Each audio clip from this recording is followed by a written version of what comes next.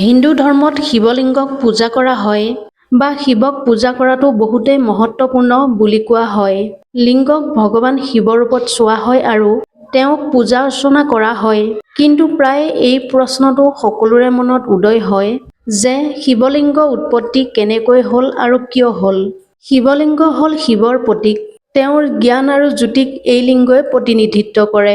শিৱৰ অৰ্থ হ'ল কল্যাণকাৰী আৰু লিংগৰ অৰ্থ হ'ল স্বজন কৰা। শিৱ পুৰাণৰ মতে এই বিশ্বব্ৰহ্মাণ্ড তথা সৃষ্টিখন ৰচনা হোৱাৰ আগতে পৃথিৱীত এক অন্তহীন শক্তি আছিল। সৃষ্টিৰ নিৰ্মাণ হোৱাৰ পিছত ভগৱান বিষ্ণুৰ জন্ম হ'ল আৰু ভগৱান বিষ্ণুৰ নাভিৰ পৰা ভগৱান ব্ৰহ্মাৰ জন্ম হ'ল।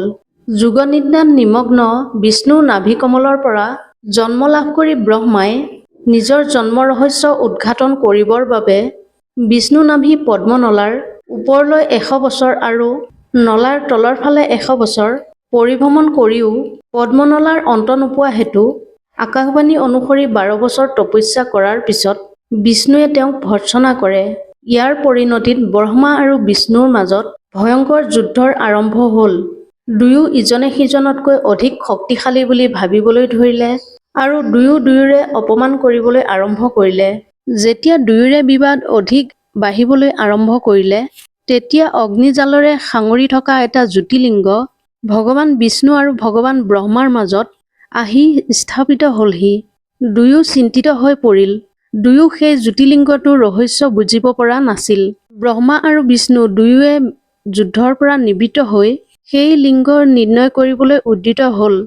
ব্ৰহ্মা আৰু বিষ্ণুৱে ক্ৰমে শংখ আৰু বৰাহৰ ৰূপ লৈ সেই জ্যোতিলিংগটোৰ ওপৰলৈ আৰু তললৈ যাবলৈ আৰম্ভ কৰিলে। হাজাৰ বছৰ বিচাৰি চলাথ কৰাৰ পিছতো জ্যোতিলিংগটোৰ আদি আৰু অন্ত একোৱেই বিচাৰি নেপালে। অৱশেষত দুয়ো ভগৱান হাৰ মানি পুনৰ সেই ঠাইলৈকে আহি য'ত তেওঁলোকে জ্যোতিলিংগটো দেখা পাইছিল। তেওঁলোক যেতিয়া তাত উপস্থিত হৈছিল, তাত ওম স্বৰ গুঞ্জৰিত হৈ আছিল। এই ওম স্বৰটো শুনি দুয়ো দেৱে গম পালে যে এয়াই অদৃশ্য শক্তি হয়। তেওঁলোক দুয়োৱে সেই ওম স্বৰ আৰাধনা কৰিবলৈ ধৰিলে। ভগৱান বিষ্ণু আৰু ভগৱান ব্ৰহ্মাৰ আৰাধনাত সন্তুষ্ট হৈ সেই জ্যোতিলিংগটোৰ পৰা ভগৱান শিৱ প্ৰকট হ'লহি। ভগৱান শিৱই দুয়োৰে সুবুদ্ধি উদয় হ'বৰ বাবে বৰদান প্ৰদান কৰিলে। দুয়োকে বৰদান প্ৰদান কৰি শিৱ অন্তৰ্ধান হ'ল আৰু এটা শিৱলিংগ ৰূপত স্থাপিত হ'ল। পুৰাণৰ মতে সেই জ্যোতিলিংগ যিটোৰ পৰা ভগৱান শিৱ প্ৰকট হৈছিল, সেই লিংগটোৱে ভগৱান শিৱৰ প্ৰথম লিংগ বুলি বিশ্বাস কৰা হয়। যেতিয়া ভগৱান শিৱ তাৰ পৰা আঁতৰি গ'ল, তেতিয়া সকলোতকৈ প্ৰথমে ব্ৰহ্মা আৰু বিষ্ণুৱে সেই লিংগৰ পূজা অৰ্চনা কৰিলে আৰু তেতিয়াৰ পৰাই ভগৱান শিৱৰ পূজা লিংগ ৰূপত কৰাৰ প্ৰথা প্ৰচলন হ'ল বুলি বিশ্বাস কৰা হয়। তদুপৰি শিৱপুৰাণৰ মতে কোৱা হয় যে এবাৰ শিৱই ঋষিসকলৰ তপোবন পৰীক্ষা কৰিবৰ বাবে নাগত হৈ মোহন ৰূপ ধাৰণ কৰি ঋষিসকলৰ পত্নীৰ চৰিত্ৰ চঞ্চল কৰি তোলে। ঋষিসকলে তেওঁলোকৰ পত্নীসকলৰ এনে অৱস্থাৰ কাৰণ হিচাপে শিৱক দোষী মানি শিৱক অভিশাপ দিলে যে তেওঁৰ লিংগ কাট খাই সৰি পৰিবলৈ। ঋষিৰ অভিশাপৰ ফলত তেওঁৰ লিংগ কাট খাই পাতাল লোকত পৰিলগৈ। লিংগৰ পৰা ওলোৱা জ্যোতিৰ পৰা গোটেই সংসাৰতে প্ৰলয় হ'বলৈ আৰম্ভ কৰিলে। ভূপতিত লিংগ ক্ৰমে বাঢ়ি গৈ ক্ৰমে স্বৰ্গ আৰু মৰ্ত্য অধিকাৰ কৰিলে। দেৱতা আৰু ঋষিসকলে ব্ৰহ্মাৰ চৰণত শৰণ ল'লেগৈ। ব্ৰহ্মাই তেওঁলোকক নিৰ্দেশ দিলে যে গিৰিজা ভৱানী অৰ্থাৎ পাৰ্বতীক স্তুতি কৰিবলৈ।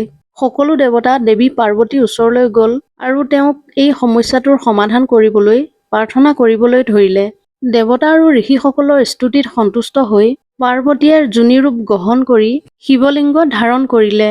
দেৱতা আৰু ঋষিসকলে পোনতেই সেই পাৰ্বতীৰ যোনিত প্ৰতিষ্ঠিত শিৱলিংগক পূজা কৰিলে।